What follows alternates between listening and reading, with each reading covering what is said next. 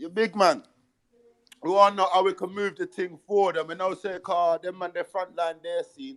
No, he told us. He told us. You know what it is as well, You Chronik. missed it, you missed it, Yo, there's bare other he's things there, to chat he's about there, he's still, there, but he's I'm there. just listening for now. And then man will talk as soon as you log back into the infrastructure thing. I'll step in again. You get me?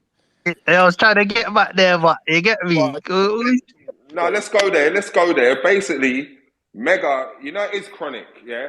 Mega explained a very important point where if me and you went Grime Originals or we went to any of the Man Them's dance now, yeah, we would walk in there, we'd bust up the mic and go home. Well, and when we're talking about moving Grime forward, what's happened is, as an artist starts out underground and then they start to get the bookings in the Wireless and the Glastonbury and the Reading and Leeds and this and this and that, they get to a certain price. And the promoters within our scene, even if they want to try and book one of them, because the brother might have got 100 racks there, or he might have got 60 racks there, or 70 racks there, they're trying to be on that path, which is the manager and the booking agent also, because the manager and the booking agent want to try and keep the person in some special place. And they tell them, you know what, why would you do that? That's just small. Like, stay on the big ones, you get me? And where a promoter, if you're in a scene, you're meant to just love the scene. And so everyone's got a price for, like, the promoters. That's you. No, he was explaining, like, because this is one of the main points as well. Like, basically, like, if Sharky asked me to do something, I just go and do it. If I've got a booking in Reading Leeds, I go and do it. But I'm not trying to charge Sharky the same price I get in booking in Reading and Leeds. But I'm not. You had before, Wiley? Say that again? Have you had a manager before? I have had a manager before, but I just don't listen to them. That's why you'll just hear that, oh, Wiley's gone mad. But I haven't gone mad. I'm going to do what I'm doing because I care about that more than that. So to move Grime forward, the promoters and the raves and the things that could be happening on the underground level, which is the best level anyway. You think the overground's better, but it's not. The underground is the real place. Basically, do you think, if you still had a manager, they would have told you not to lick down the Jews? Well, the manager, watch this. I don't even want to get into that, but I'm saying the manager was Jewish in the first place. So the thing is, but again, away from that, in the promoters that we've got, like that we've had, if they asked, for instance, let's just say, for instance, Stormzy come, he done his thing. God bless him. In my eyes, he hasn't done anything wrong. He's just done what he was supposed to do. He looked after his mum. He's doing his thing. Now, if someone from the Grime Underground promoter wanted to book him, they might not get him because his team is going to tell him Glastonbury and Reading and Leeds is the godsend. Is it because the whole team eats when he goes to Glastonbury? Well, they might not eat. They might. Eat. You know, he eats and the booking agent eats. The manager might not eat. That his bookings might be between him and his booking agent, yeah. But as you grow and you go into that booking agent and manager thing, they don't encourage you to do underground stuff. They want you to stay on the level that they'll say Wireless and all of this stuff.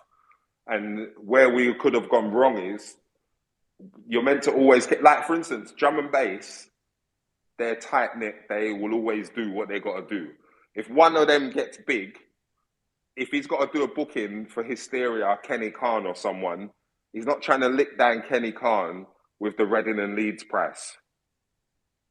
So this was one positive thing that Mega brought to the table. You get me? That basically our promoters and the underground scene, that with the real one, if someone rings me tomorrow and says, Wiley, I need you to do this, before I got deplatformed, I'm not trying to tell them that, oh yeah, because I got 80 grand last week at somewhere, you've got to pay 80 grand. You get me? I wouldn't even do that. Like, so that's one point that Mega brought there, which is a definite one that, you know what I'm saying?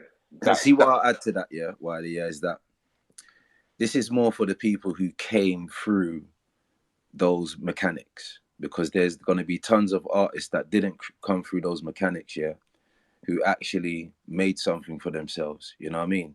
So it's difficult for them to now step back into the mechanics, even though it will be cool if they just done it. But you see, for people like us, we came up MCing, we came up on pirate radio, we came on certain things, you get me? From the East London lot, north, west, south, yeah? And a lot of us has been encouraged by managers and agents to stay a certain fee, you know what I mean, when it comes to festivals and stuff. But at the end of the day, like, you're still going to be the top fee when it comes to whatever event you do, even if it's for a friend, whether it's for the grime scene or whatever. And none of us should be charging the same prices, because the garage scene sure don't, you know what I mean? And we sure don't charge the same prices that we charge for external people, you know what I mean, on the garage scene. You understand what I'm saying? So in my mind and everything, blood, like, people need to tighten up on that side. The other side of it is just the music. You know what I mean? You can see why garage is just keeps evolving, is because we know that within music, we grew up with a certain sound. We grew up with different styles, whether it was African, Jamaican, Calypso, you know what I mean? Whatever. I shouldn't even say African, Jamaican, or Calypso. I should just say there's genres in it. But basically, we grew up with different sounds, and garage implemented that. What you're seeing with drill now, drill is implementing certain sounds. The grime scene, as creators and producers, need to understand that gem and really be a lot more creative with their music, you know what I mean, and their styles and stuff, so that when they're creating, when these producers are creating beats, whether they're white, Asian, black, they're creating beats and they're using samples and styles and sounds so that it can attract an audience that doesn't really like the music, but they like the revival beat, or they like the Bhangra beat, or they like the Afro beat, and now you've done it in a grime style. You've now attracted new audience and a bigger. So there's different little things that I feel the grime scene need to do and can do, because you guys are educated enough to actually like bring that to the table and create something outside of the commercial scene, which you lot don't need to depend on. And the key thing is, like, it ain't about just making the artist rich. Promoters need to be wealthy, you know what I mean? Because if your promoters are wealthy, regardless how the industry treat you, you're going back to these promoters. We have Garage Nation to go back to. We have Sidewinder to go back to. You know what I mean? We have so much different garage things to go back to, regardless how the commercial scene treat us. And with the grime scene, you maybe only have one or two. And even with those events, you could be still charging top dollar. You know what I mean? So these are the little things I feel you lot can do. And when you lot are ready to actually do it, I'll be a supporter of them.